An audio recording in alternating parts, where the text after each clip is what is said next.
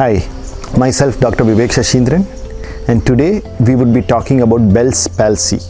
Well, Bell's palsy is probably one of the most common causes for facial palsy.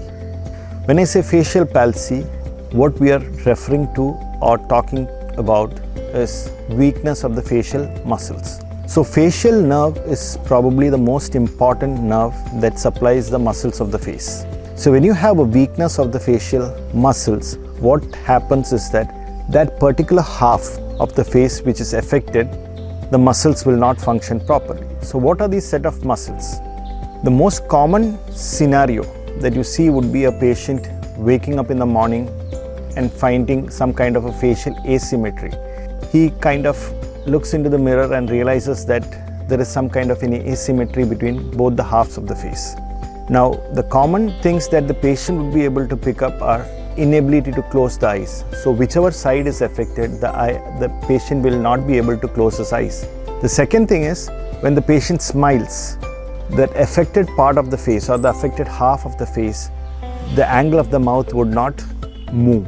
So what happens is that the paralyzed muscle would keep it in still position, whereas the other half would pull apart. Now, apart from this, the patient will also have some kind of difficulty in holding water in the mouth because the water tends to leak out through the side which is affected. So this is the most common scenario or the most common symptoms, the signs that the patients would actually kind of notice. So it affects one half of the face. It could be the right or the left.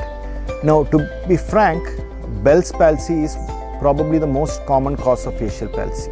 However, this is a diagnosis of exclusion. There are umpteen causes for facial palsy.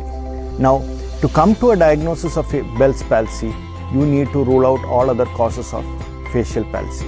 Now, that would require a detailed investigation or evaluation. In general, when you have a patient presenting to you with these complaints, you consider Bell's palsy as the most probable diagnosis and start these patients immediately on steroids. So steroids are the drug of choice for treatment of Bell's palsy. Now, the dose of steroid has to be titrated according to the body weight of the patient. Now, something that we got to keep in mind is that generally over a period of 3 weeks, if we don't notice an improvement in the facial palsy or if we don't see any signs of recovery, that is a situation when we have to go in for more detailed investigations or evaluation in the form of radiological evaluation or even blood tests. Now, 80 to 90% of the patients with Bell's palsy do recover with steroids. So early intervention is the key.